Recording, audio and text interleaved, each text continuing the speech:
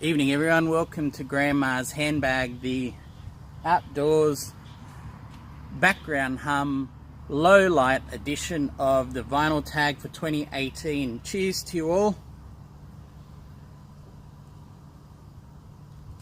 Nothing like a deadline to beat. We're about at sundown, so Grandma's little helper from Germany, Bavaria, the Oktoberfest beer from Hofbrau. Good strong stuff, 6.3%. Now, I was quizzed by Vinyl Boy Trigger on this the other day. 6.3%. He says that's pretty strong. It's nothing mid-strength, is it? Well, I'm here to tell you, alcohol is where the flavour is in drinks. So, you know, don't bother with that light stuff or the mid-strength unless you have to drive. I'm not going to endorse anything naughty there. But alcohol is where the flavour is. And I'll put this question to you. If you were a superhero, would you drink mid-strength? No, exactly right. Full strength. That's it. Not that I'm a superhero or anything like that. Enough rabbiting. Vinyl tag 18, I got some paper. It's got answers. I'll elaborate a bit and we'll get some, hopefully some fun times out of this. Alright everyone. First video you ever saw in the VC, well, that'd have to be something from Craig Vinyl. He's putting his toe back in the water of late, but the first thing I saw was probably a Vinyl Finds or a stereo video, because we actually share the same stereo. The interesting thing was, when I heard Vinyl Community, I spent weeks looking around going, how do you get into this community? What is there a password? Well, what do I need to do? You know, how can I? And it actually dawned on me, the community is this thing that's just out there. So, yeah, I'm in, and I don't know. Well, I hope I'm in, and you'll probably never get rid of me. But anyway, so Craig Vinyl, first video on the VC. Favorite record that you discovered via a VC video? Well, look, there's been heaps I've discovered. There's quite a few populating the Discogs want list. But unfortunately, I haven't really got anything I can show you right now because they're all works in progress. I want to make sure I get them at the right price. Look, if I'm going to offer an example, I'm really jonesing after Link Ray's self-titled from 1971. Tales from the Crate showed that not too long ago, and that's been occupying a lot of my thoughts. So there's one example, but yeah, nothing I can show you right now, but don't worry, we'll get into that pretty soon. There'll be some other things to see. What are your other hobbies? Alright, I'm going to steal this one off Shamrock and Records. He said cooking, which reminded me, love to cook. As you can tell, love to eat, love to cook. What's another hobby? Well, alcohol. This is my wine cellar. And this is my spirit cellar. So yeah, as you can see, or have a look at the beer glasses. These are the sorts of hobbies I've got. Basically collecting or hoarding. That's just what I do. That's all I've done. It feels like a whole life. So it's healthy or not, it keeps a man occupied anyway, all these hobbies. Alright, why did you start to collect? Well, I refer to the previous question, because I basically never throw anything out. It's just, yeah, and as a result you accumulate and collect. So I, you know, curate a collection obviously as well, and records and music is probably the biggest part of collecting and of a hobby. But yeah, I collect because it accrues. Do you play an instrument, or are you in a band? I'm not in a band. I have before played an instrument. I'm not going to disgrace myself or bore you now. If you were to look at that closely, you would see a ton of dust, which tells you my current playing status. So yeah, a real thrasher, not good, not anything really. Ever work in a record store? I'm going to have to say yes with a qualifier. I worked in a department store in the record section. So with that, yes, I would have to say I probably was the stereotypical record store clerk. You know, think Jack Black of High Fidelity, and that would have been me, an absolute snob, university student that knew everything, looked down his nose on everyone. And you know, I'm probably paying for that now, because I find it hard to strike up a conversation with a record store clerk, because I feel karmically that they should deliver to me what sort of person I was to everyone else. I'm repentant now, obviously. I see I was an absolute shit, but yes, I did work in a record store, probably about 6 or 7 years as a casual while going through uni. And look, I still don't regret it. It was great fun. A record section. Favorite album from the year you were born? Okay, this isn't on vinyl, so brace yourselves. I'll put that up there. 78.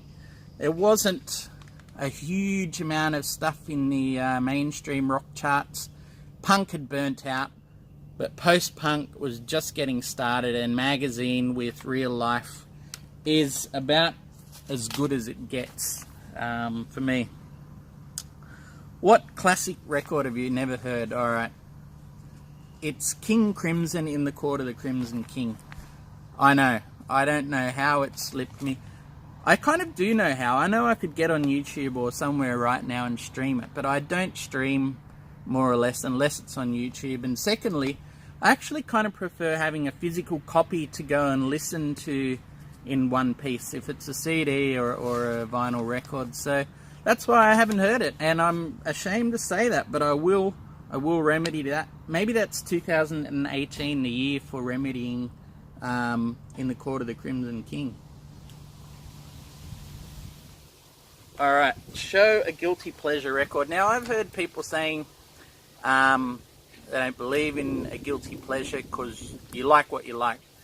And I totally understand that, but harking back to my answer on the... sorry, the wind's just giving it a bit of... harking back to my answer on working at a record store and my karma that I dished out then, trying to maintain a facade of what I thought was cool means that then I do squirrel away certain things as guilty pleasures. And Saint Etienne always seems to bubble up as one of mine. You know, the cool in me sort of justifies it by saying, look, these guys have got an incredible pop nous, great classic songwriting skills, you know, journalist who's studied the you know, histories of music, and he knows exactly what he's doing, and a person who's done dance and beats, and then a beautiful disco soul, white soul, blue-eyed soul singer. It's cheesy, it's wonderful. I don't know. It's definitely a guilty pleasure. For example, 2012, I was at a festival in Barcelona, the Primavera Festival, and we spent a whole day, you know, we Refused played, Afghan Wigs was in there, and then you know, a bunch of fellow Aussie guys that I'd just run into with a friend of mine. You know, we were hanging around all day doing those seeing these incredible bands, these cool cachet bands you only get to see once in your life. And then what happens? There's a chance to watch Michael Gyra of Swans, and I tell the guys, bye-bye, I've got a little date with myself, 3 rows from the front, and miming every word to Sarah Cracknell doing Saint Etienne. So, oh, I feel better putting that out there. Thank you. Thank you so much, guys. Oh, that's a real load off. Alright, strangest record. This is a strange one. Songs for Swingin' Mothers. Alright, so it's one of those joke records. And here's what the joke is as well. I bought this album for you as a gift. Sorry, I couldn't afford the record. Oh, and then you've actually got a lovely little love heart to put "From" in. It looks like a record. It comes in a record sleeve. Quite a nice thick one as well. But no record. And look, let's be honest. From the early 60s, who would have actually wanted this to receive this record anyway? It's interesting on the back here. Suggested titles suitable for enclosure in this album cover are as follows. The Things We Did Last Summer. What can I say after I say I'm sorry? Get Me to the Church on Time. I Didn't Know the Gun Was Loaded. Don't Blame Me. Hello My Baby. I've Got You Under My Skin. Thou Swell. Brilliant. Yes, and as you can see, it's there on High Infidelity Records. Possibly the greatest joke name I've ever heard yet. Alright, show a picture disc. I don't have a lot of these. I don't know many people that do, but this is probably the oldest one I've got. I'll see if I can get this out quickly before the thing blows away. Master Syd Barrett there, and Pink Floyd's Psychedelic Games for May. So yep, it's a bootleg. You've got Vegetable Man, Scream Thy Last Scream, and then you've got some of the early 65 stuff, Lucy Leave and King B. It's all about Syd Barrett on this one, but yeah, I haven't given it a having that cracking vinyl problem. Haven't given it a spin in a while, so it could be about time to. If I remember rightly, there was actually a pretty poor pressing. Not to mention the you know, the masters weren't that good for it. So excuse me, guys. Best posthumous release. Okay, I'm going to twist this up because bands can die too, right? I mean, Lazarus came back. Bands come back. So, you know, posthumous band release. I think this one, for me, is about the best I can think of at the moment.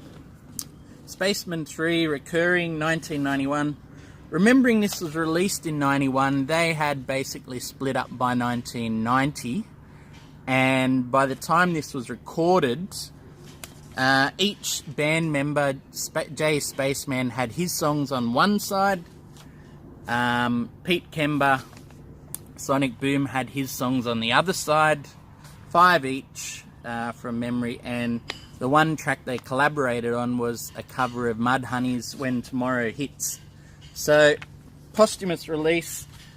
If I remember rightly, even the band manager took them out and got them to sign this, knowing the band had basically become defunct, because it was to Dedicated Records backed by BMG. So it was their chance at a shot at the majors. Never mind that the whole thing was a crumbled facade. So, posthumous release. What artists do you compulsively collect? Look, I really don't anymore. I'm becoming more selective. I tend to focus on what I think is a prime era or prime records and cherry pick a little bit. So I've let some go, but here's one I used to compulsively collect. Belle and Sebastian. Look, I would run around like crazy picking these sorts of things up from them. 7-inch singles, anything from their first 3-4 albums. I was all over that. CDs, it's all there. Look, confession time number 2. I even went to the point once where I paid $5 because it had this picture on a plastic bag. On a plastic bag that you put records in, mind you. But this plastic bag came from, pretty sure it was England, if I'm not mistaken, possibly Japan. But that was the only way I could get this artwork. So I bought a plastic bag for $5, and do you know what? I still haven't thrown it out.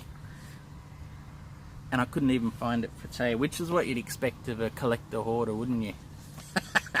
Alright. Best blind buy. Okay, this is the closest to the best blind buy I can ever think of. John Prine, self-titled. I apart from hearing his name dropped in one or two songs, and then hearing that someone had quoted a line out of his song, a spiritualized took a line out of one of his songs. I had not heard this, had no idea of the quality and the brilliance of John Prine's self-titled. Complete blind buy, the best. Do not regret, not for a second. Blind spot artist. We'll go back to the Court of the Crimson King. King Crimson. Everything I've heard around them, primarily, you know, your Bowie, your Eno, Axis, is incredible. But just have not heard any King Crimson. So I'm going to need to remedy that this year. Alright, favourite album cover. Man, this is a tough one, isn't it? Like, a favourite classic cover. I need to put this up. Look, it's one of those ones you get lost in, you know. It's got all the sorts of, I don't know, it's a great visual representation for me of what's in the album. Those sort of myriad loops and decaying things, and it's evolving and changing even while it's almost the same thing. So yeah, I think it's a perfect visual representation of the music. And then you've got these sorts of cute little things like the playing cards here, the ones that turn up on Here Come the Warm Jets. So yeah, it's loaded with sort of visual clues and things like that in there as well. Fantastic album cover, that one. Alright, a musician you've met. Alright, I don't know. I'll tell you a story, and you can tell me if I've met this musician. I was going to a Mogwai concert, walking up towards the venue, you know, a couple of streets away or so, and this little Scots guy comes up to me and he's like, "Excuse me, do you know where the metro is?" I said, "Oh yeah, Mogwai's playing tonight. You just go up there around the corner. And by the way, check out the band My Disco, local band, incredible stuff, supporting Mogwai, really, really good." You know, knowing I was trying to say, you know, he didn't know this band and was, you know, he'd want to check them out. Just pure quality, named after a Big Black song, blah, blah, blah, blah. And he's like, "All right, thanks," and turned and walked straight off to the venue. And my mate's kind of ribbing me straight after. He goes, "You know, that was Stuart Braithwaite of Mogwai.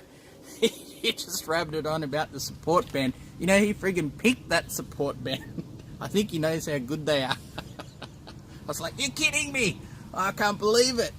Anyway, so that's I don't know. I mean, as far as anonymous musos go, Mogwai are all fairly amorphous people. It's soundtracky, instrumental music. So, but yeah, Stuart Braithwaite. There you go.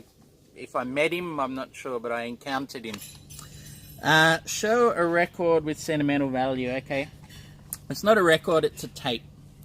Beatles rarities. Look, this one I can remember from an early kid, being very young, and I used to love it. Play it in the car. Particularly remember playing. So rarities here. It's got sort of different versions. Maybe this is what started me into collecting music. It's got different versions and B-sides and mono mixes, German versions. Anyway, it's got a version on here of Helter Skelter. I'd be 7 or 8 years old, parents would do something, I'll be like, "I just want to stay in the car and listen to this while you're doing your thing." And they'd go off and I'd be there blasting Helter Skelter, reverse, Helter Skelter. My parents came in, Mum's like, "Oh, I don't think you should be listening to that." And I'm like, "What? Why not? It's a great song." And she's like, "Yeah, just don't play it when I'm here." And I wonder if they thought their son was a little psycho, and they might be right. But yeah, I never had obviously the connotations of Helter Skelter, so I didn't know what they attributed to, obviously the Manson murders and that. I just thought it was this rockin' song and just wanted to hear it over and over. So yeah, and I should say as well, this thing has died 2 or 3 deaths now, as tapes do, and I've brought it back to life each time. So it's a very sentimental thing to have, you know. The tape's chewed, and I've extracted it from a player, rewound it, flattened it out. Even the little felt head has fallen off, and I've reattached it, you know. So we're in it for the long haul, us two. Your favourite album no one seems to know about? Well, I don't think I've ever seen this on the VC anyway, and yeah, look, I suppose people do know about it, but yeah, the conversation's pretty quiet on it. Boards of Canada Music Has the Right to Children. This is a 2013, I think, reissue. But I bought the CD back 98, 99 when it was released, and this has always been just a really pivotal album for me. Ambient music with hip-hop beats, basically. Warped labels, so there's touches of Aphex Twin glitch and things, but it's extremely pastoral sounding as well. Fantastic stuff. Alright, number 20, your favourite album out of a genre that you don't know well. I'm going to have to go hip-hop. There's really not much I know about it, but the ones I do know, cliche alert, you know, 30-something white male, Beastie Boys, Paul's Boutique. Great album. You know, I'd even love to get Check Your Head as well. License to Ill, naturally. So yeah, look, Paul's Boutique's about the best hip-hop I've got, because really the rest of it, apart from knowing some of your golden age 80s stuff, bits of Public Enemy and that, there's nothing much else I own. So Paul's Boutique it is. And that's it, everyone. Cheers to all of you. Thanks for the playing along for the vinyl tag. I've really been enjoying everyone else's entries and stories as well. Fantastic stuff. So have a good night. I hope this is still light enough, and I'll talk to you all soon.